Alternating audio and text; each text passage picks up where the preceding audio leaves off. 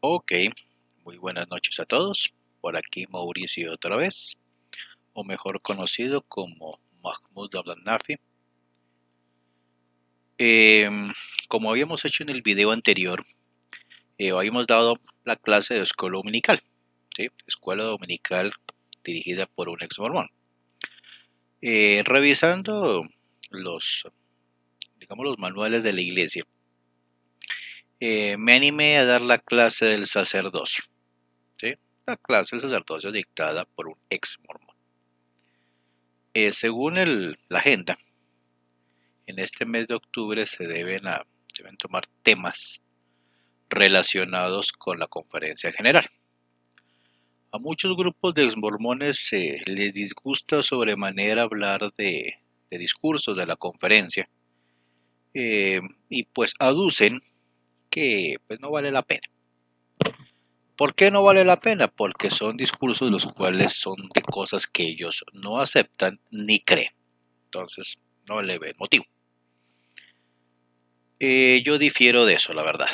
¿Por qué razón?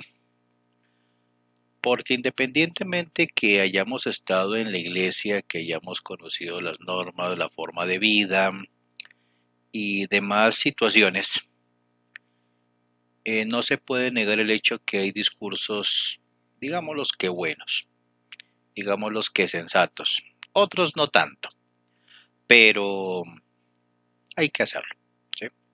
Entonces, como parte del procedimiento, me voy a referir a un discurso que se titula Sociedades Sostenibles, que la dictó el elder D. Todd Christopherson del Quórum de los 12 Apóstoles. Él decía lo siguiente, vamos a hacerlo por partecitas y la vamos a ir desmenuzando. Dice, qué hermoso coro con su canto sobre el hermoso Salvador. En 2015 en las Naciones Unidas se adoptó lo que se llamó la Agenda 2030 para el Desarrollo Sostenible.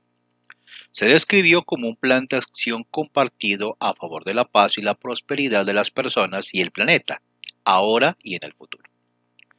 La Agenda para el Desarrollo Sostenible comprende 17 objetivos que se han de lograr para el 2030, entre ellos el fin de la pobreza, fin del hambre, educación de calidad, igualdad de género, agua limpia y saneamiento, y trabajo decente. El concepto del desarrollo sostenible es interesante e importante.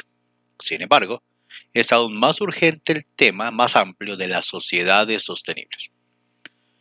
¿Cuáles son los fundamentos que sostienen una sociedad floreciente, una que promueve la felicidad, el progreso, la paz y el bienestar entre sus miembros?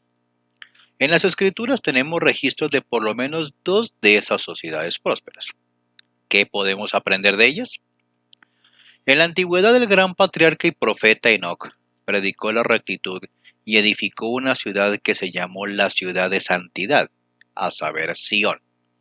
Queda registrado que el Señor llamó Sión a su pueblo, porque eran uno en corazón y voluntad y vivían en rectitud, y no había pobres entre ellos. Esto lo podemos encontrar, vamos a mirarlo, a ver si el aplicativo nos da, no nos da, pero está en el libro de Moisés. Y el Señor bendijo a la tierra, y los de su pueblo fueron bendecidos sobre las montañas y en los lugares altos, y prosperaron. En el hemisferio occidental, los pueblos del siglo I y segundo de nuestra era, conocidos como los nefitas y los lamanitas, proporcionan otro ejemplo notable de una sociedad floreciente. Después del extraordinario ministerio que el Salvador resucitado efectuó entre ellos, estas personas se guiaban por los mandamientos que habían recibido de su Señor y su Dios, perseverando en el ayuno y en la oración, y reuniéndose a menudo tanto para orar como para escuchar la palabra del Señor. Y no había envidias, ni contiendas, ni tumultos, ni fornicaciones, ni mentiras, ni asesinatos, ni lascivias de ninguna especie. Y ciertamente no podía haber un pueblo más dichoso entre todos los que habían sido creados por la mano de Dios. Las sociedades de estos dos ejemplos se sostuvieron gracias a las bendiciones del cielo que resultaron de su devoción ejemplar a los dos grandes mandamientos. Amarás al Señor tu Dios con todo tu corazón y con toda tu alma y con toda tu mente, y amarás a tu prójimo como a ti mismo. Ellos fueron obedientes a Dios en su vida personal y procuraron el bienestar físico y espiritual de los demás. En las palabras de Doctrina y Convenios, estas eran sociedades que buscaban cada cual el bienestar de su prójimo y hacían todas las cosas con la mira puesta únicamente en la gloria de Dios. Uno, pues, de entrada, pues, haciendo las debidas salvedades, todos recordamos que el libro de Moisés como libro auténtico, o sea, como un libro revelado, pues en realidad no existe. Mas, sin embargo, las historias que se cuentan fueron sacadas de otras partes, ¿sí? Entre ellas de los antiguos relatos del Talmud judío y de otros libros del judaísmo. Recordemos que el libro de Mormón como tal es una obra de ficción, pero que enseña grandes verdades en algunas ocasiones, o en muchas ocasiones, en mi opinión personal. Aquí en estos relatos, ¿qué nos está diciendo? Nos está diciendo que si guardamos los mandamientos de Dios, vamos a prosperar. Si pensamos en el bienestar de nuestro prójimo, vamos a prosperar. ¿Sí? Si dejamos, como había aquí, nos citaba Cuarto Nefi, si no hay envidias, si no hay contiendas, tumultos, fornicaciones, mentiras, asesinatos, lascivias, ¿sí? Pues podríamos obtener dicha, ¿sí? Y lo dice aquí, repito el texto. Ciertamente no podía haber un pueblo más dichoso entre todos los que habían sido creados por la mano de Dios. Esa es una realidad evidente. Cuando en una sociedad, en una comunidad, en una iglesia, existen envidias, contiendas, tumultos, fornicaciones, mentiras, asesinatos, lascivias de toda clase, pues no puede haber felicidad. Y es una realidad también evidente recordar los dos grandes mandamientos: amar al Señor Dios con todo el corazón y con todo el alma, y amar al prójimo como lo hacemos con nosotros mismos. Por esa razón, Jesucristo, y la paz sea con él, cuando dictaba sus lecciones en los campos y en las ciudades en la antigua Palestina, él, al recordar la historia del buen samaritano, les hacía recordar ese concepto de que lo que Dios menos le interesa es algo llamado pueblo elegido. Si uno recuerda, y digamos los que hemos leído la Biblia en más de una ocasión, recordamos que el concepto de pueblo elegido no es un privilegio, es una responsabilidad. Una responsabilidad, ¿por qué? Porque se supone que se le entrega una serie de mandatos, una serie de reglas, de normas, a un grupo poblacional específico para que lo lleve a la práctica. Y a través del ejemplo, a través de la buena conducta, se puede animar a otras personas a imitarlo. Los israelitas en este caso no lo hicieron, pues durante mucho tiempo, y ellos mismos lo confirman en sus libros sagrados, los mandamientos de Dios literalmente fueron a la caneca. Y en varias ocasiones tuvieron que sacar esos libros de la caneca. Mientras los libros estuvieron guardados en bibliotecas, guardados en los más profundos y oscuros archivos de los palacios y de las sinagogas, la gente se dedicó a hacer exactamente lo contrario a lo que el Señor Dios ordenaba. De ahí que recordemos, la nación israelita sufrió muchas veces, en muchas ocasiones a lo largo de los siglos, persecuciones, problemas financieros, hambre, miseria, ¿sí? Precisamente por la falta de una disciplina social. ¿Sí? Y es algo que está pasando en la actualidad, y a eso va el discurso del Christofferson. ¿Sí? Lastimosamente, y dentro de la iglesia mormona, específicamente, están ocurriendo estas cosas: contiendas, envidias, tumultos, fornicaciones, mentiras, asesinatos y lascivias de toda clase. Todos los periódicos semanalmente, o casi que diariamente, mencionan este tipo de conductas dentro de la iglesia mormona. ¿Sí? En muchas ocasiones, este tipo de conductas son tapadas por dinero. Dinero que la iglesia paga a los medios de comunicación para que no se difundan. Y en el caso de que se difundan, pues buscar la manera de minimizarlas, de hacerlas chiquiticas, para que pues, el problema no sea grande ni se vuelva tan público, ¿sí? Lastimosamente. Bien, continuemos.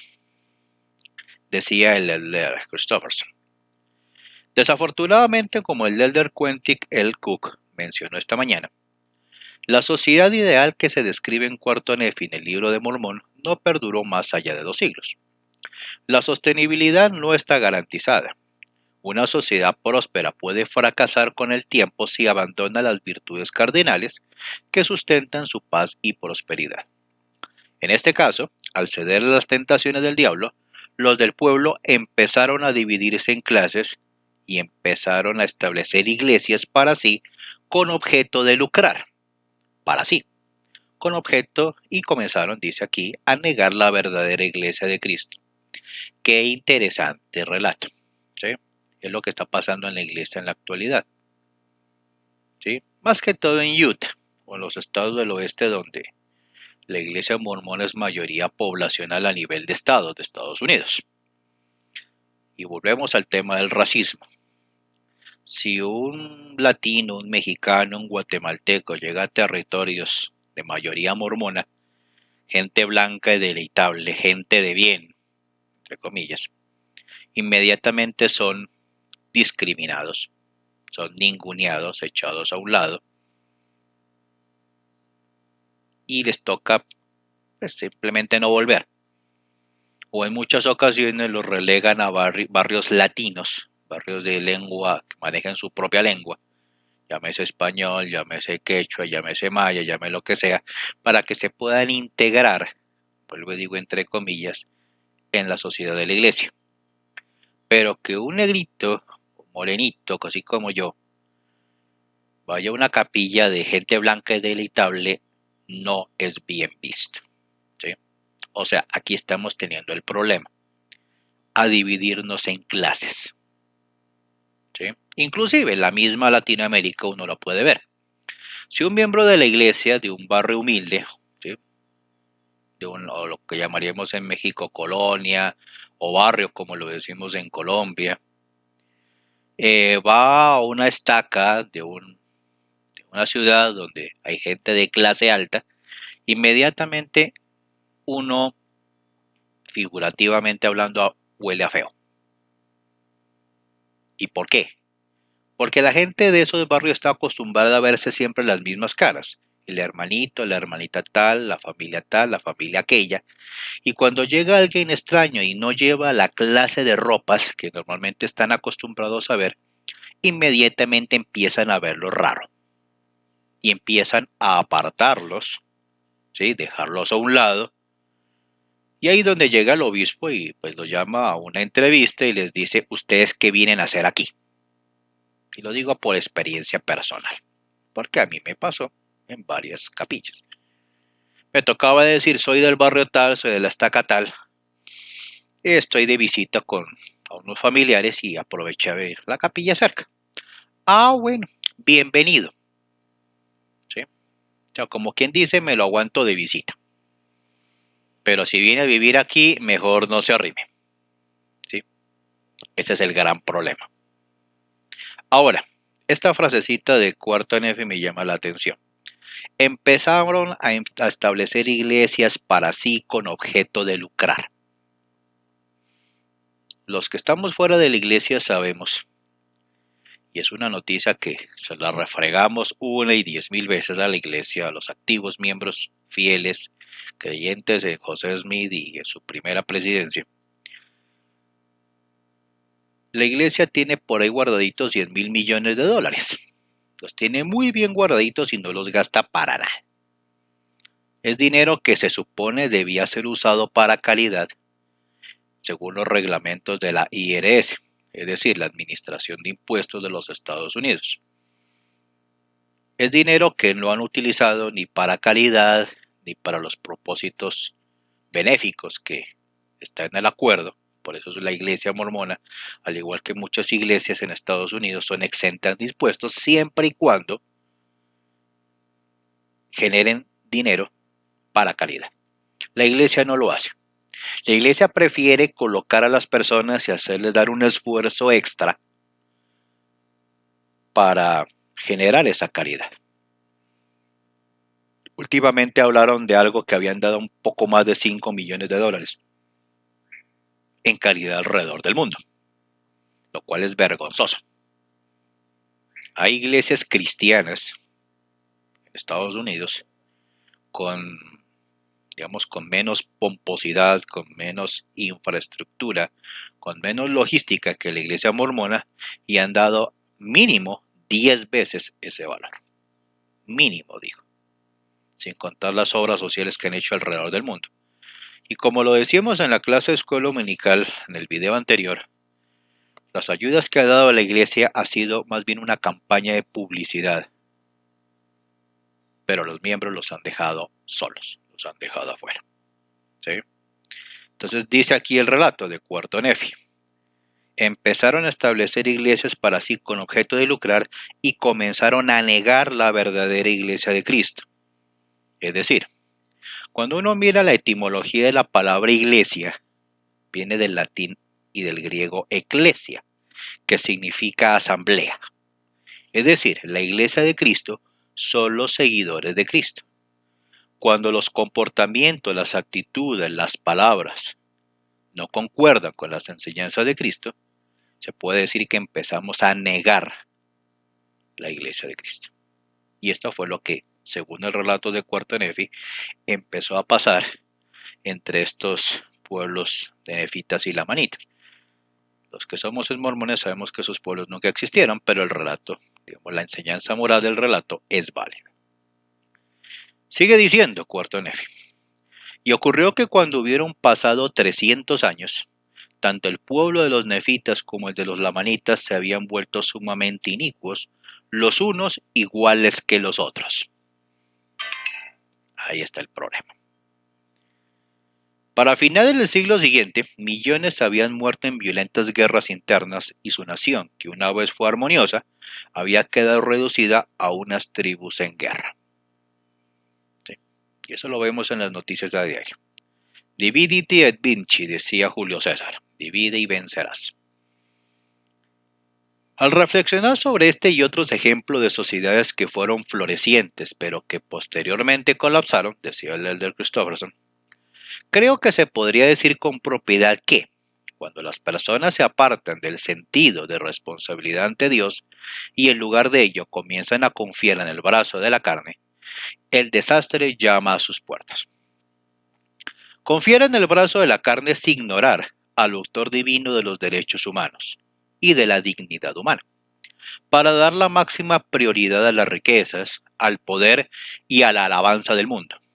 Y con frecuencia, entre paréntesis, perseguir y ultrajar a quienes siguen una norma diferente.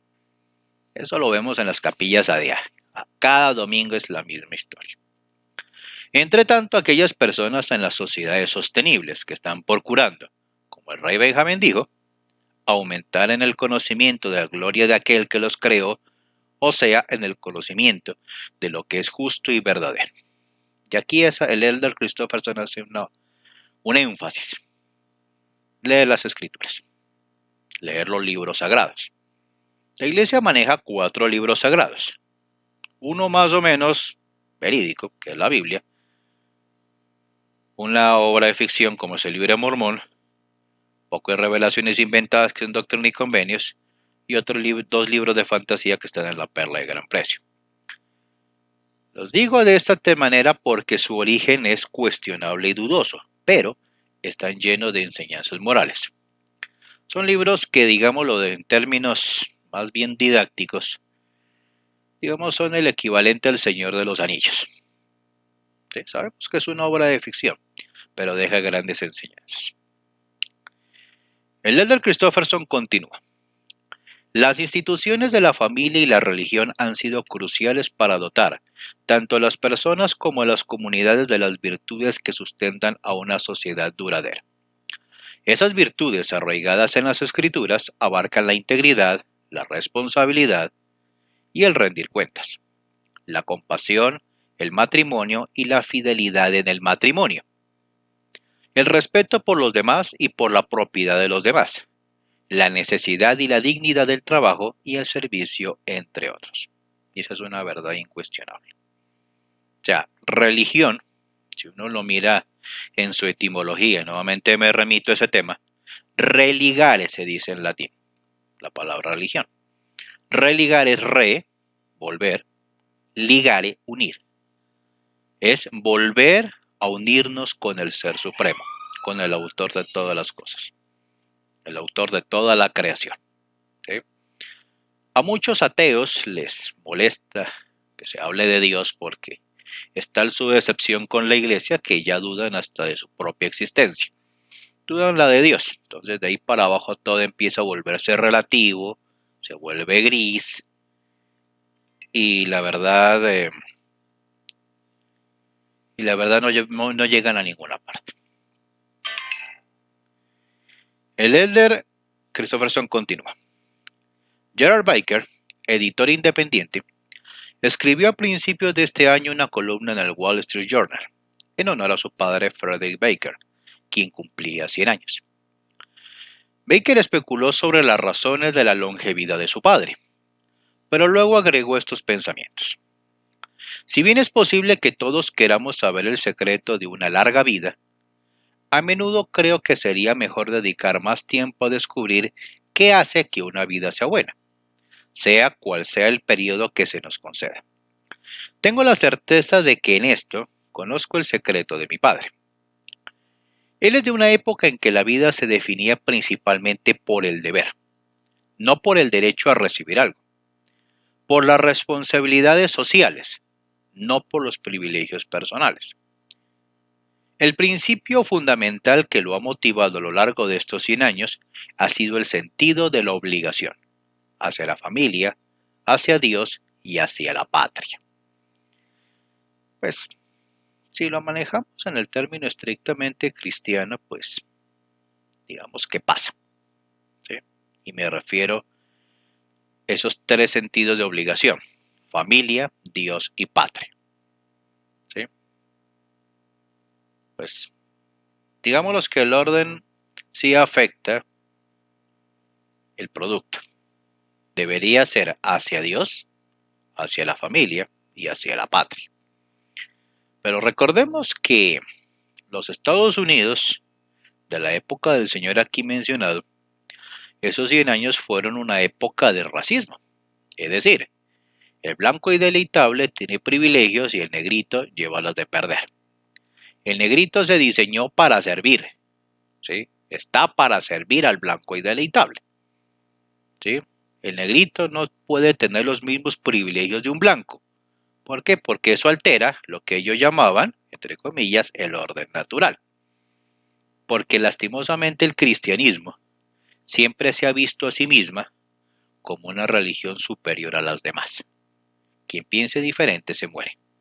Y eso lo podemos ver desde las épocas de las cruzadas, cuando les dio por invadir Palestina y durante 100 años mantener un sistema de gobierno racista basados en el privilegio de la verdadera iglesia.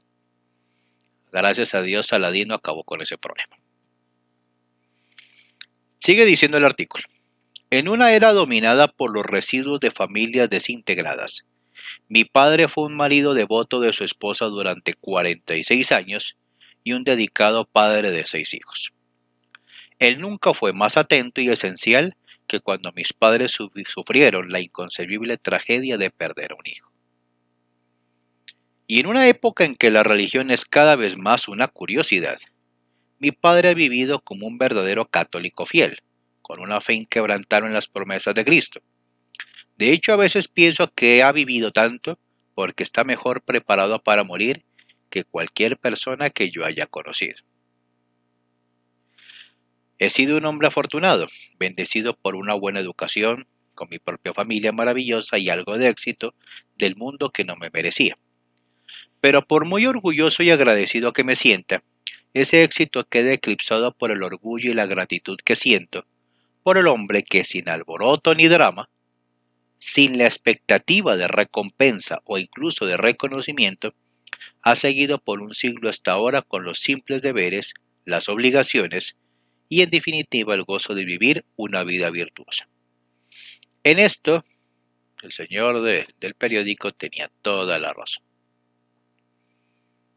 Aquí en esta época, por el tema de los millennials, de la generación X y otra cantidad de terminología de marketing, es una generación que exige derechos. Todos exigen derechos. Todos en absoluto. ¿Sí? Derecho a la vida, que es natural, derecho a la educación, que los países capitalistas no lo dan porque es que eso dañaría el negocio de los colegios privados. El derecho al trabajo también porque es que las grandes multinacionales no, pues lo van a mirar en términos de ganancia. Si voy a ganar dinero contratando más gente, pues me quiebro. Prefiero tener poca gente con salarios altos, con salarios bajos y con horarios recargados. ¿Para qué? Para que me tenga ganancia. ¿Sí? Es algo que no pasaba hasta hace 40 o 50 años. Ahorita las cosas son diferentes. Pero en línea general, los deberes, las obligaciones, proveen una vida virtuosa. Es una realidad. Sigue diciendo el elder. La percepción de la importancia de la religión y la fe religiosa ha disminuido en muchas naciones en los últimos años. Pregunta por qué será. Un número cada vez mayor de personas considera que en el mundo actual ni las personas ni las sociedades necesitan tener fe en Dios ni lealtad hacia Él para tener rectitud moral. Creo que todos estaríamos de acuerdo en pensar que aquellos que no profesan ninguna creencia religiosa pueden ser personas buenas y morales, y a menudo lo son. Sin embargo, no estaríamos de acuerdo en pensar que eso suceda sin la influencia divina. Me refiero a la luz de Cristo. El Salvador declaró: yo soy la luz verdadera que ilumina a todo hombre que viene al mundo. O eso es lo que dice el Dr. Nicomedes. Ya sean conscientes de ellos o no, todo hombre, mujer y niño de toda creencia, lugar y tiempo, lleva en su luz la luz de Cristo, y por lo tanto posee el sentido del bien y del mal que a menudo llamamos conciencia. Bueno, esta es la definición de la Iglesia. ¿Sí? O sea, si vamos a mirar como a Cristo como el Señor y Dios de la tierra, que es la manera de pensar del mormonismo, digamos que bien, entre comillas. ¿Sí? Pero si vamos a referirnos hacia el Ser Supremo, hacia Dios, Él no necesita de nadie. Él solito puede hacer todas las cosas. ¿Sí? La verdadera adoración es hacia un solo Ser Supremo, a un único Ser Supremo. Él no necesita ayudantes para que le hagan el trabajo. Él coloca gente para que hagan el trabajo, pero no es porque los necesite, sino porque nosotros necesitamos aprender. Pero aquí hay cositas interesantes en este párrafo. Y curiosamente el elder Christopherson la reconoce, ¿no? Para ser buenos y morales no se necesita ser de una iglesia. Es una realidad infinita. Pero aquí donde mete la cascarita y dice, no, que es gracias a la luz de Cristo, o en otras palabras, conciencia. ¿Sí? Aquí donde el elder empieza pues digamos, a parcializar su discurso, ¿sí? Y tratar de llevarlo hacia el mormonismo.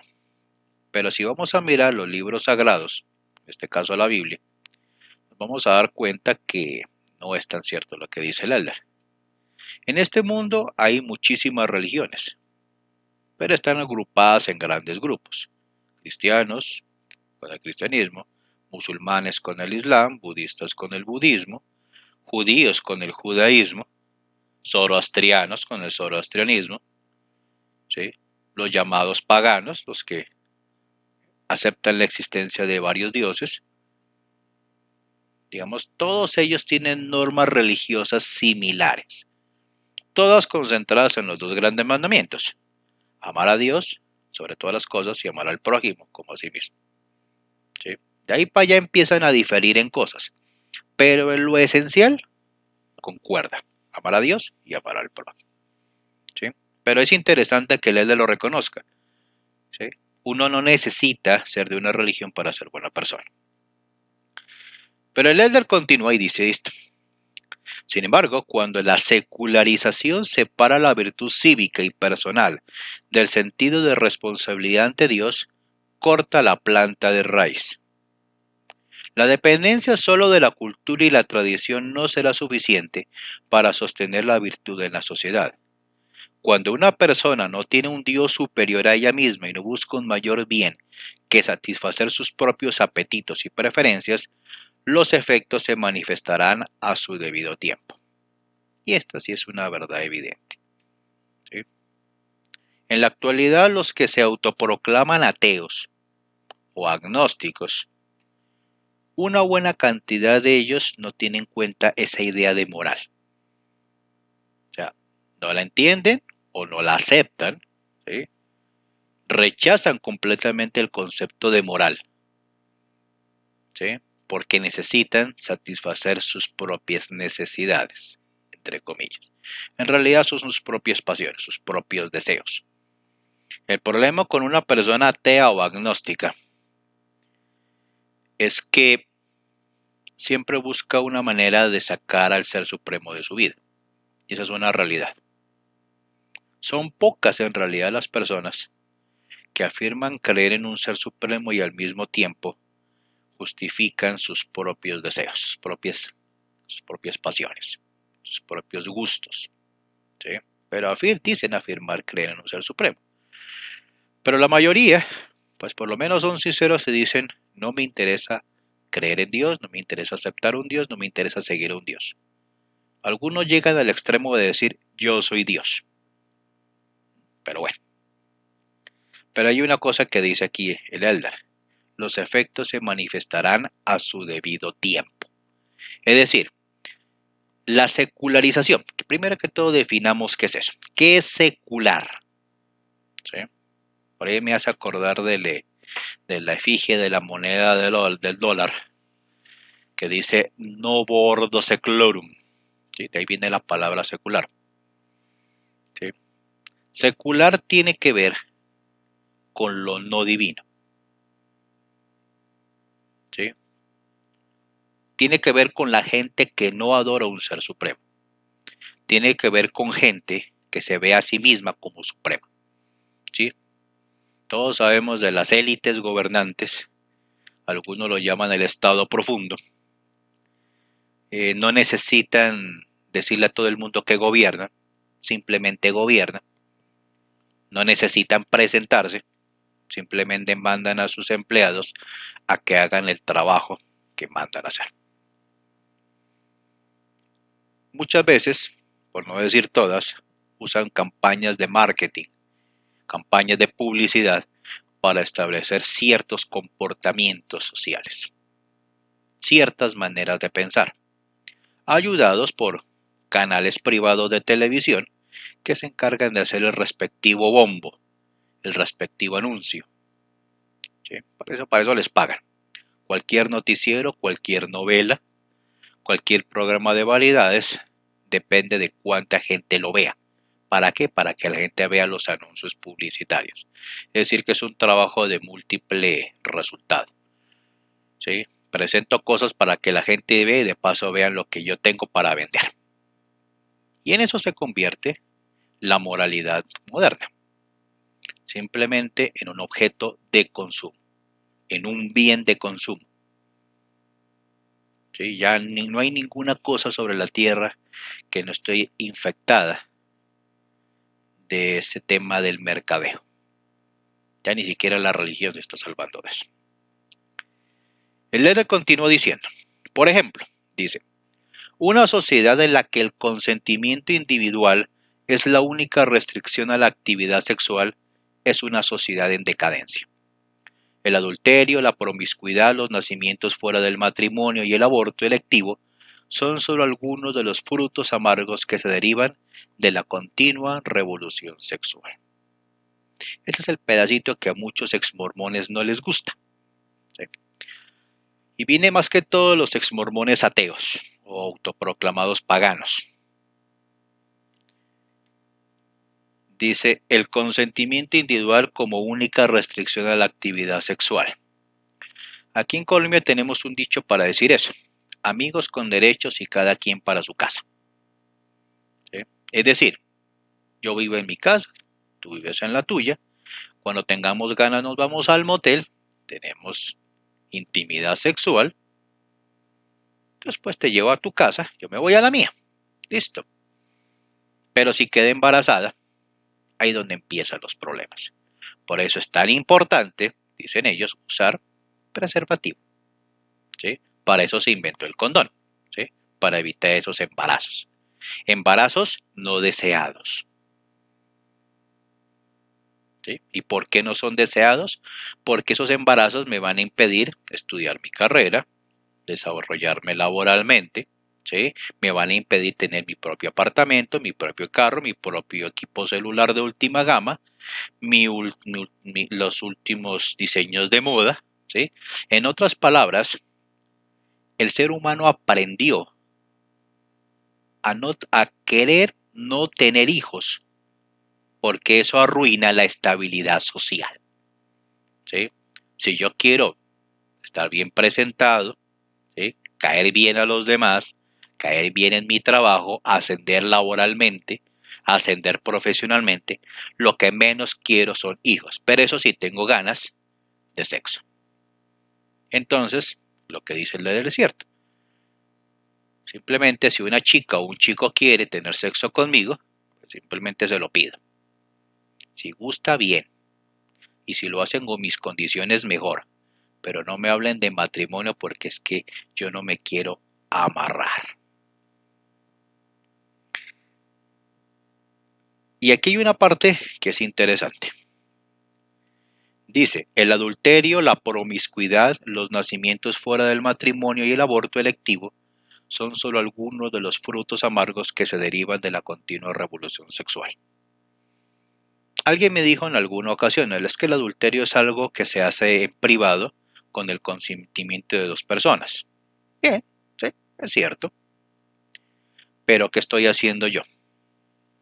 Si yo soy una persona casada, es decir, tengo un compromiso legal con una mujer, ¿sí? Para formar una familia, para tener hijos, ¿por qué tengo que hacerlo en secreto? Hay muchas sociedades que practican la poligamia, ¿sí? Eso sí, son claros. Si yo tengo una segunda esposa, tercera o cuarta esposa, ¿sí? Tú tienes que ser la primera en saberlo, ¿sí? Inclusive se firman cláusulas prematrimoniales regulando ese tipo de comportamientos. La sociedad islámica lo hace, está escrito en el Corán. De hecho, está escrito en la Biblia que un hombre no puede casarse con otra mujer a menos que la primera esposa consienta. Eso está escrito en Doctrina y Convenios también, pero con una salvedad. O sea, Smith fue bastante bueno en ese tema y dijo no con las que yo quiera, ¿sí? Y la primera está obligada a aceptarlo. Y ese era el vainazo que le echaba Eva Smith, que le decía que si no aceptaba los matrimonios plurales, entonces iba a ser destruida. Y él mismo le echaba el cuento a las pobres muchachas diciéndole que si él no se casaba con ella, un ángel destructor lo iba a atravesar con una espada. ¿Sí? Pobrecito, hombre tan sufrido. ¿Sí? O sea, hasta ese nivel de perversión llegó esa gana del señor Smith de tener sexo con mujeres. Si le gustaba una casada, mandaba al marido a la misión. Si le gustaba una jovencita de 14 años, le decía a la chica que el Señor le había revelado que debía ser su esposa. Pero nunca le contó a Eva. ¿Sí? Él mismo rompía sus propias revelaciones. Entonces, pero el asunto es, volviendo al tema del discurso, el adulterio es nocivo para una sociedad. ¿Por qué? Porque se pierde la confianza. Si un hombre o una mujer andan teniendo relaciones sexuales con otros hombres o con otras mujeres, pues ya uno como esposo, pues, o como esposa, pues ya uno no va a saber cómo tratar al personaje en cuestión porque uno no sabe con quién anduvo, qué estuvo haciendo, cómo lo hizo y si la persona tenía enfermedades o no. Tanto él o como ella tenían enfermedades. ¿Sí? Ahorita en esta sociedad liberal, entre comillas, ya no es raro ver que el marido engaña a la mujer con otro hombre y viceversa. Las esposas engañan a sus maridos con otras mujeres. A algunos les gusta en trío, a otros les gusta en grupo, a otros les gusta con animales, ¿sí? Entonces ese tipo de libertades lo que causan es pérdida de confianza, ¿sí? Ahora, supongamos en un hipotético caso que todos siguiéramos la norma, solamente por consentimiento mutuo, así de palabra, ¿sí? Tengo sexo contigo. Entonces esta noche estuve con una, mañana estoy con otra o con otro, ¿sí? Y ando feliz por la vida, ¿sí? ¿Qué pasa cuando uno en una de esas relaciones sexuales, esa mujer queda embarazada? ¿Qué hombre, yo como hombre, qué hago? ¿Respondo por el niño? No, ni por chiras. Se supone que el asunto era tener sexo y divertirse. El asunto no era embarazar mujeres, pero si quedó embarazada es problema de ella. ¿Qué pasa con esos niños? ¿Sí? Como el hombre no quiere responder, ¿sí? Porque es que la pobre chica tiene que aguantarse 9, 8, 7 meses según el caso, con un embarazo. ¿Quién va a responder por ese embarazo? ¿Quién va a cuidar a la chica en esos 9 meses? Él. Él ya dijo que no. Entonces yo estaba era divirtiéndome. Tú estabas divirtiéndote conmigo. ¿Y el niño? Cero a la izquierda. El niño no cuenta. Si el niño nace, bueno, existen instancias judiciales que me permiten que ese hombre responda. Pero si ese hombre hizo la misma gracia con 2, 3, 5, 10 mujeres, ¿sí? ¿Dónde queda el salario del personaje? Eso es lo que hay que pensar, ¿sí? Y eso es lo que ese hombre no piensa a la hora de tener hijos. Por eso es que a algunos se les ocurre, sí, usar el preservativo. No tienen hijos, pero los preservativos también se rompen. Los dispositivos intrauterinos a veces quedan mal puestos. Entonces, ¿qué? Pobre mamá soltera, buscando un empleo en la medida de sus posibilidades, ganando sueldos bajos para mantener a ese niño. Y ese niño cuando va a un colegio y ve que muchas mamás llegan con los papitos, el papá con el hombre de la casa, va a ver la pregunta básica. ¿Y mi papá dónde está? Muchas mamás dicen, no, es que su papá se murió, ¿sí? O unas son más francas y dicen, no, su papá nos abandonó. Entonces, ¿qué va a pasar con ese niño? Ese niño va a crecer con una serie de rechazos a la sociedad. Con el paso de los años, y lastimosamente en casos así, esos niños al volverse hombres repiten la misma situación. ¿Por qué? Porque se van generando frustraciones y traumas psicológicos. ¿Sí? Pero eso no lo ven aquellos que critican al Elder Christopherson. No lo ven.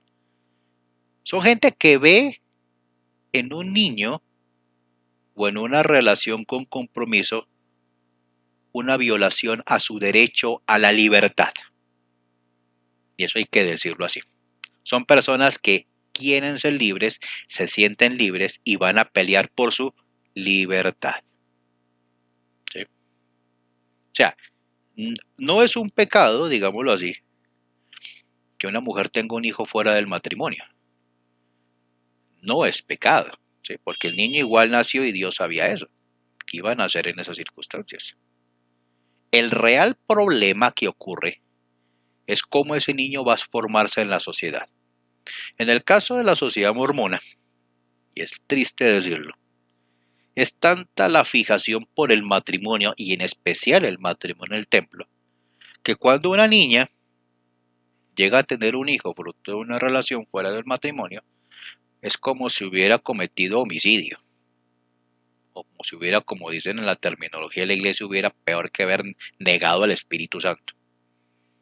Hay gente de la iglesia que literalmente echa a sus hijas de la casa porque esa familia, ese papá, esa mamá, no quiere perder su imagen corporativa dentro del barrio de la estaca.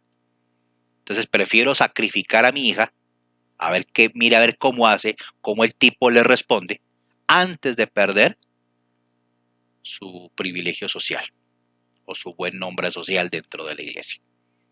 ¿Sí? Esa es otra cosa que hay que ver. ¿Sí? Entonces hay mucha gente que se ha apartado de la iglesia por esa situación, por la manera en que padres mormones activos trataron a sus hijos cuando tuvieron esas circunstancias. El Elder decía, ¿no? Entre las consecuencias subsiguientes que obran en contra de la sostenibilidad de una sociedad sana, está el número cada vez mayor de niños que se crían en la pobreza y sin la influencia positiva de los padres. O sea, hay personas que todavía se tragan el cuento de que somos animales evolucionados. Generalmente en las especies animales, el hombre tiene sexo, el macho tiene sexo con la hembra y la hembra se encarga de la crianza y él va y sigue reproduciéndose. Es como si se creyeran el cuento que somos animales. ¿Sí? Y en la práctica, pues lo terminan siendo, son animales de dos patas, diseñados para servir y obedecer a las élites gobernantes. Continúo, y decía el Elder. Y repito la frase. Entre las consecuencias subsiguientes que obran en contra de la sostenibilidad de una sociedad sana, está en el número cada vez mayor de niños que se crían en la pobreza y sin la influencia positiva de los padres. Y es una realidad evidente. Uno como niño quiere ver a su papá y a su mamá. Es algo natural. Es algo de diseño de la creación. ¿Sí? Y es triste cuando un niño no ve a su papá. Si el papá realmente murió, bueno, el niño lo acepta. Listo. Va a la tumba y acepta. Y bueno, digamos que la cosa queda ahí. Obviamente va a sentir tristeza. Pero cuando un niño oye que su papá lo abandonó, que dejó a la mamá sola, que la dejó con una responsabilidad tan grande, al niño le da tristeza y a la vez rabia. Y esa rabia con el tiempo se acumula. ¿Sí? Y lo dice aquí, a través de varias generaciones. Los problemas sociales que tenemos ahorita vienen desde las épocas de los 60, cuando los grandes organizadores de revueltas empezaron a hablar a favor de los LGBTI, a favor del amor libre, bueno, el consumo de drogas. A partir de la época de los 60 empieza esta situación. Llevamos 60, 70, 80, 90, 2000, 2010, 2020. Llevamos casi 70 años de este retroceso social. Sigue diciendo el Elder. Mujeres que asumen solas las que deberían ser responsabilidades compartidas. Y un sistema educativo gravemente deficiente que junto a otras instituciones recibe la tarea de compensar las fallas en el hogar. Ahorita todo está privatizado. Si la mamá necesita trabajar, hay que pagar al jardín. Si el niño está un poquito más grande, hay que pagar para llevarlo al colegio. Si está un poquito más grande, ya muchacho, hay que pagar por la universidad.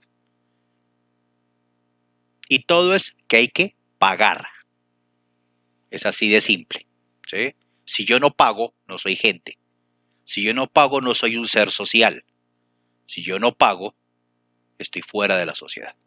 En otras palabras, si usted tiene con qué pagar, es gente. ¿Sí? Y para eso están las instituciones privadas. Pero ellas no trabajan gratis, hay que pagar. ¿Sí? Entonces esa es la mentalidad de algunos disque emprendedores que pensando que hacen el bien, en realidad están haciendo el mal. Porque están haciendo la tarea que el papá y la mamá deben hacer. Pero como en esta sociedad se permite que no haya papá o mamá, tenemos problemas. Sigue diciendo, a estas patologías sociales se añade una cantidad incalculable de personas angustiadas y desesperadas y una destrucción mental y emocional que afecta tanto a culpables como a inocentes. Y es una realidad absoluta. ¿Sí? Realmente es necio y tonto el que viendo las cosas las niega. ¿Sí? Y lastimosamente de eso hay mucho.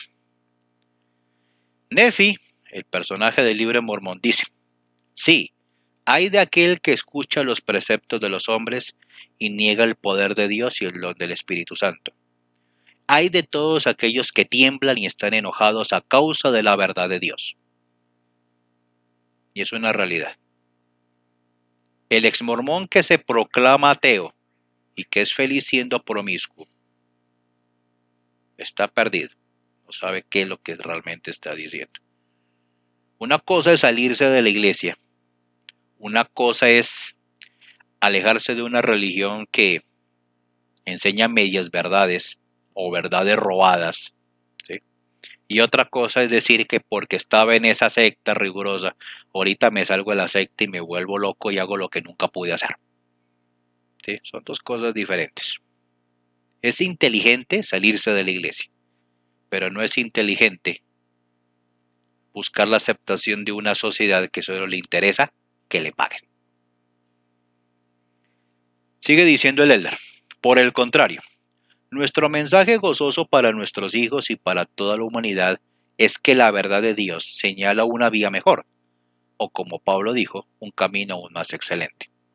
Un camino hacia la felicidad personal y el bienestar comunitario ahora, y hacia la paz y el gozo eternos en el futuro. La verdad de Dios hace referencia a las verdades fundamentales que son esenciales en su plan de felicidad para sus hijos. Esas verdades son que Dios vive, que es el Padre Celestial de nuestro espíritu, que como manifestación de su amor nos ha dado mandamientos que nos conducen a una plenitud de gozo con Él, que Jesucristo es el Hijo de Dios y nuestro Redentor, que sufrió y murió para expiar los pecados siempre y cuando nos arrepintamos, que resucitó de entre los muertos, llevando a cabo la resurrección de toda la humanidad, y que todos compareceremos ante Él para ser juzgados, o sea, para rendir cuenta de nuestra vida. Parte de eso es cierto. ¿Sí? Primera cosa, tenemos que reconocer como seres humanos que existe un creador. Es el Ser Supremo, es Dios. Dios existe. ¿Sí? Si uno como ser humano acepta la existencia de Dios, tiene que aceptar por lógica, por razonamiento, de que si Él es superior y nosotros somos sus criaturas, somos inferiores a Él. Si reconocemos que Él lo sabe todo y lo puede todo, tenemos que reconocer que nosotros ni sabemos todo ni podemos todo. ¿Sí? Es así de sencillo. Difiero obviamente de la frase de que Jesucristo es el Hijo de Dios.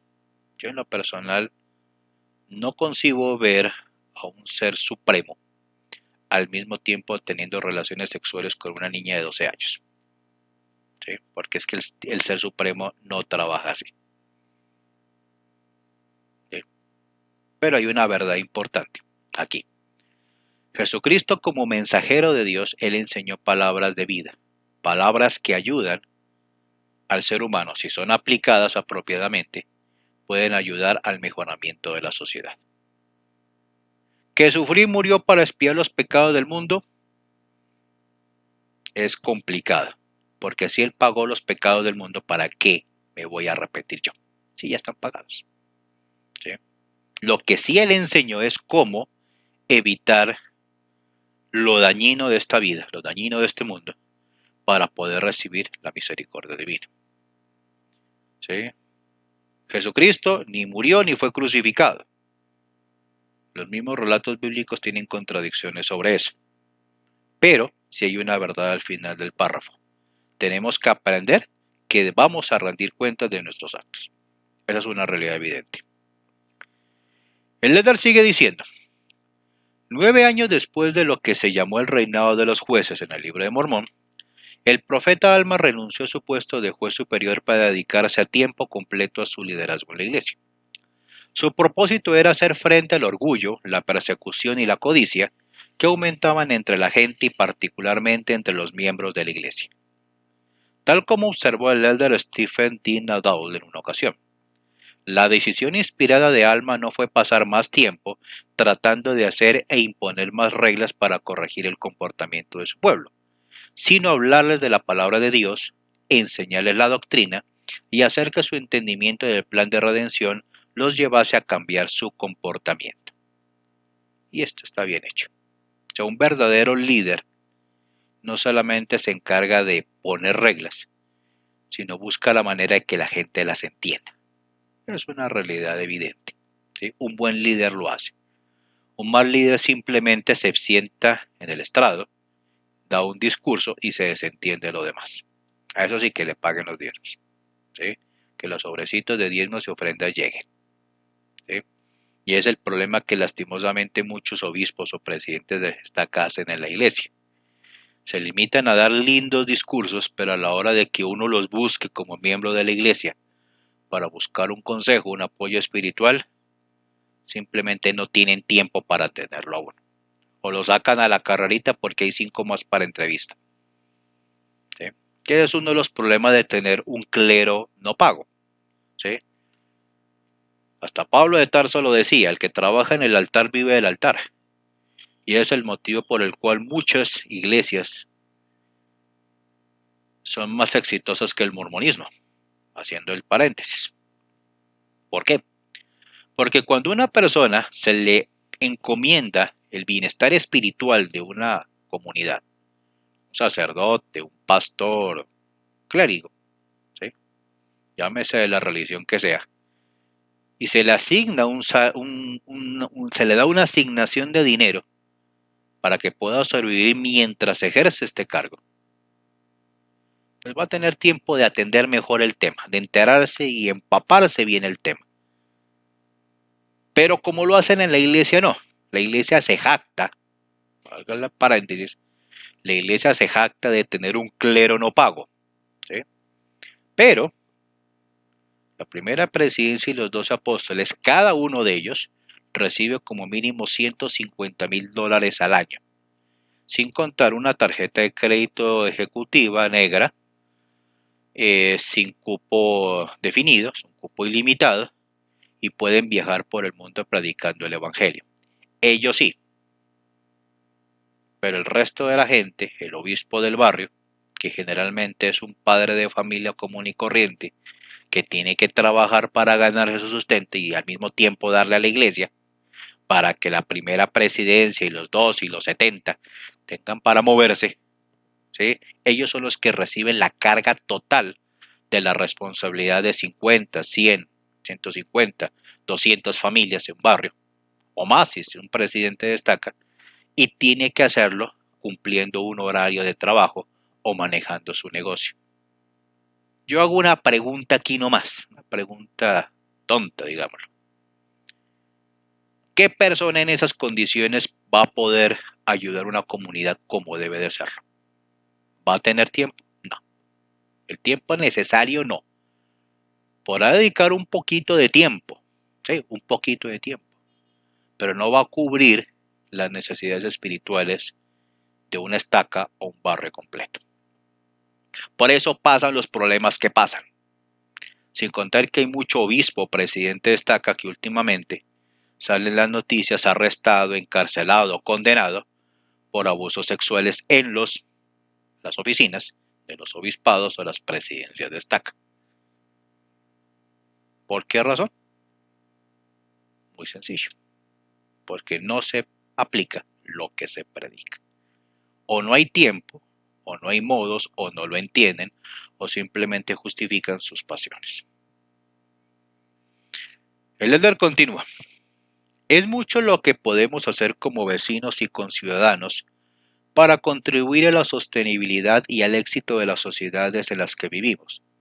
Y seguramente nuestro servicio más fundamental y trascendental será enseñar y vivir de acuerdo con las verdades propias del gran plan de redención de Dios, como se expresa en las palabras del himno. La fe de nuestros padres amaremos, amigos y enemigos en la contienda. Y también predicaremos de ti como el amor sabe hacerlo, con palabra de bondad y una vida de virtud. No hay comentarios para eso, es una realidad evidente. y lo dice con claridad. Fe en nuestros padres, amigos y enemigos en la contienda, predicar de ti con amor, con palabras y con una vida de virtud. ¿Sí? Hablar es muy bonito, ¿sí? Cualquiera habla, algunos les pagan por hablar, pero otra cosa es diferente es hacerlo con el ejemplo. Y lastimosamente, en las condiciones en que va la iglesia mormona, no lo están haciendo. Por eso, de 16 millones de miembros de la iglesia aproximadamente que hay, el 40% está activo. Y de ese 40%, si acaso el 10% está dando diezmos. Por esa razón la iglesia, y valga nuevamente el paréntesis, prefiere invertir en bolsa o poner a trabajar a los miembros de más para cumplir sus labores. ¿Por qué? Porque en realidad el negocio no está funcionando como debería ser. El líder sigue diciendo, si una cantidad suficiente de nosotros y nuestros vecinos nos esforzamos por tomar nuestras decisiones y guiar nuestra vida por la verdad de Dios, abundarán las virtudes morales que se necesitan en toda sociedad. Y es una realidad evidente. O sea, este negocio de tener una sociedad sostenible no es tarea de una iglesia o de una religión en particular. La tarea es de todos, crean o no crean en un ser supremo, pero que tengan conciencia de la importancia de los valores éticos y morales. Y eso es lo que se está perdiendo ahorita. La gente no solamente no cree en Dios, sino que ve al prójimo como un muñeco para satisfacerse, o como un objeto para producir, o como un animal al que puedo cargar con lo que yo quiera. ¿Sí? Que ese es el gran problema.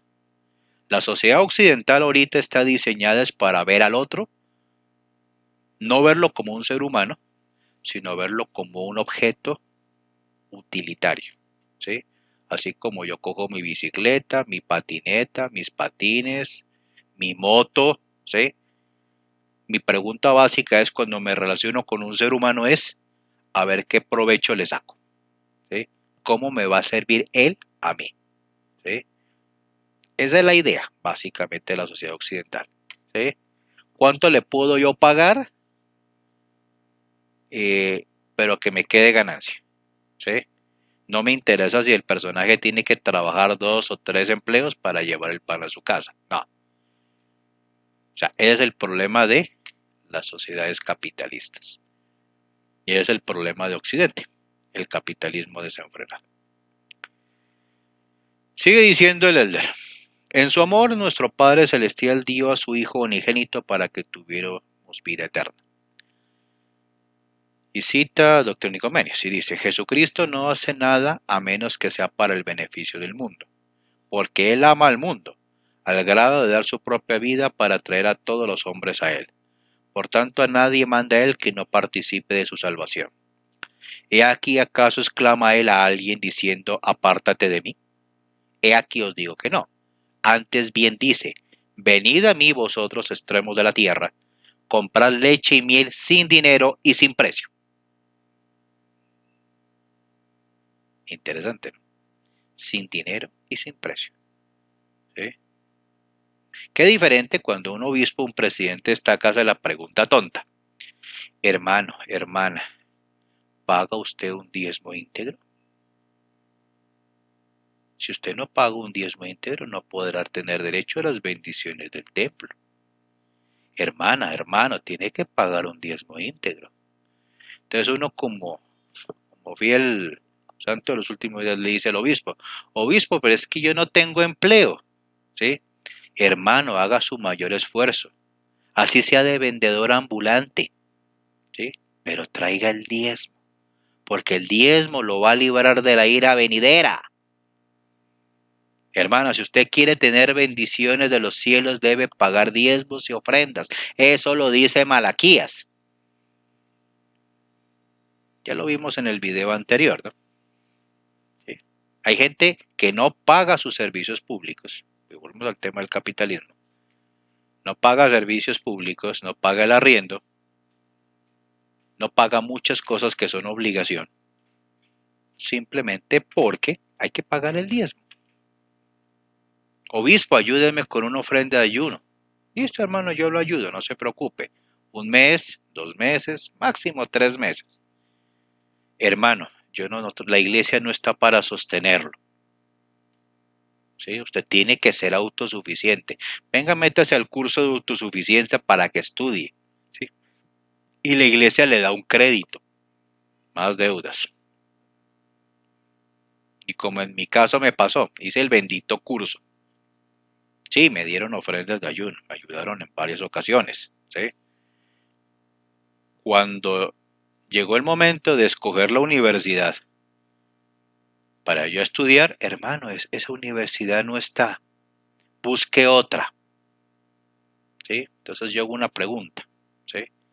Si esa carrera que quiero estudiar únicamente la dan presencial, como es el caso de Colombia en muchas carreras, de pronto en otros países puede pasar lo mismo. ¿A qué hora yo voy a trabajar y proveer para mi casa? ¿Cómo voy a hacer yo para pagar diezmos y ofrendas si el salario no alcanza? Si la comida es tan costosa que no me alcanza para lo básico. Y si tengo que pagar arriendo o las cuotas del apartamento, de pronto estaba bien y de pronto ya no tengo trabajo, tengo que pagar las cuotas del carro, así es que lo llega a sacar a cuotas. ¿Qué se hace ahí? Ningún obispo, ningún presidente está acá tiene respuesta a eso. Ellos simplemente se limitan a decir, hermano, pague sus diezmos y ofrendas, que el Señor lo va a bendecir. ¿Cómo? No tengo idea. Pero igual se lo dicen a uno. ¿Sí? Pero la escritura es clara. Dice, ¿acaso exclama él a alguien diciendo apártate de mí? Cuando un obispo, un presidente destaca, le niega una recomendación al templo a un miembro de la iglesia por no pagar sus diezmos, ¿sí? Porque no tiene, que es la mayoría de la gente, está diciendo el Señor no lo acepta a usted porque usted no paga. Es decir, lo está apartando. ¿Sí? Dice, la salvación se da sin dinero y sin precio. Y recordemos, y lo dice Génesis 14 en la traducción de José Smith, cuando Abraham daba diezmos para los pobres, no para mantener corporaciones religiosas. Y termino como terminó el Elder Christopherson. Esto lo declaro o lo declaramos con solemnidad de corazón, con el espíritu de mansedumbre y en el nombre de Jesucristo. Amén. Eso es todo por hoy, amigos del canal. Espero sus comentarios, sus reflexiones, sus vaciadas, sus insultos si quieren hacerlo. Y nos vemos en una próxima ocasión. Buenas noches.